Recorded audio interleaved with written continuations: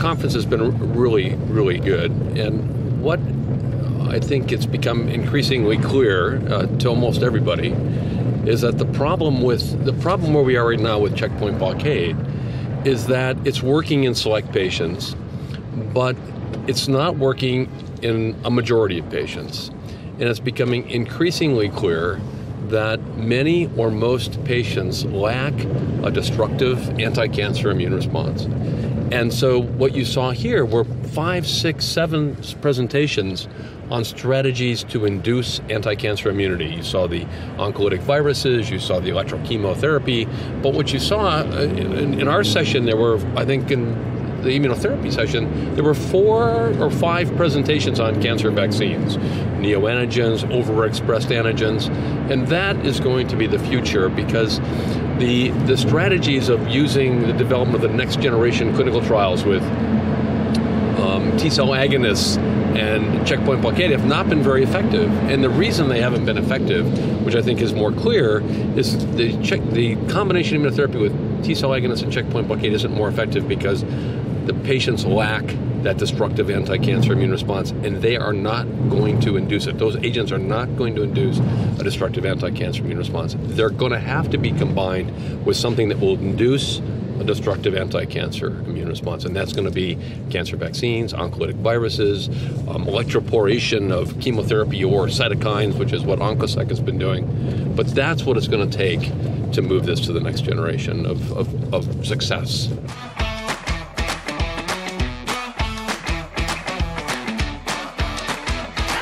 Well, there were several messages here at this meeting.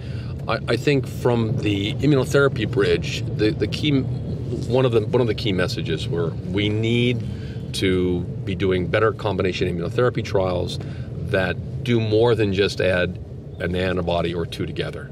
We need to be very strategic and build on the very strong preclinical data that shows that in the models that are difficult to treat, which are what many patients are. They're difficult to treat. They're not responding. In those models, you've got to do a much more complicated strategy, and it's going to have to be tailored to individual patients. So I think that was a take-home message. And I think the other take-home message was that it's not going to be just that alone. It's going to be things like the microbiome. How are we going to manipulate the microbiome? And we hear about a very interesting trial that's going to be done at University of Pittsburgh, combining a fecal transplant from a donor who has had a long-term positive response to anti-PD-1. That's a very fascinating trial. It has potential risks, but it's a very fascinating trial, and it's going to take advantage of another whole line of information that we now have data on, both preclinical and very strong now clinical data emerging.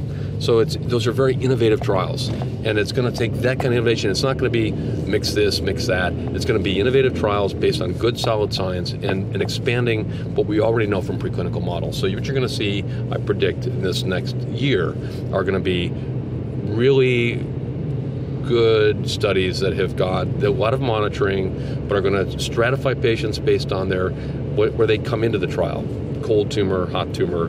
You're going to look at that by multispectral imaging. You're going to look at that by molecular studies, and then you're going to look at the microbiome, and then you're going to say, okay, you need something. You've got a cold tumor. You need a vaccine or a intralesional virus.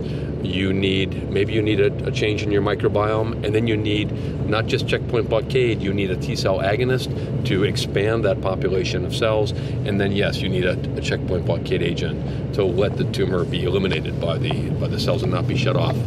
So the next point will be and we heard a little bit about this, what are the next generation of these checkpoint agents, the ones that are already in clinical development? I think the problem there is that, again, if you don't have the T-cell immune response already present and at a reasonable level, you're not going to have a good effect with those. It's not going to be beyond the anti-PD-1. Could be wrong on that, but that's kind of where that's looking.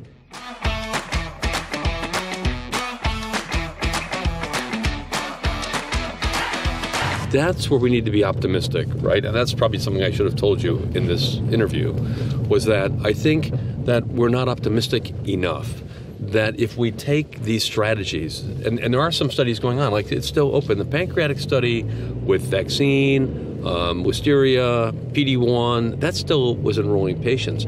But that's just still the beginning. We need to add T-cell agonists to that. People have been developing T-cell agonists by themselves or with anti-PD-1. It ain't going to work. We know that from the preclinical data. We've got to be adding T-cell agonists to those studies. If we do that, you're going to see GBM fall. Glioblastoma multiforme is going to have an impact there. It's going to have an impact in pancreatic cancer. We are going to change the way that cancer is treated very substantially. And for the diseases that people think are death sentences, I predict to you that in the next 5 years, you're going to see huge impact in those diseases. It's going to be if people are aggressive enough. And I think the pressure on the companies, there's going to be so many different combinations that are coming out and so many different anti-PD-1s that to distinguish themselves, some companies will be more aggressive and more adventurous in terms of the combinations, and that's what's going to lead to success. So then we got to bring down the price. That'll be the impact of having enough other competition with agents. But anyway, I get a ride and see yes, Napoli a little bit. Together. Yeah.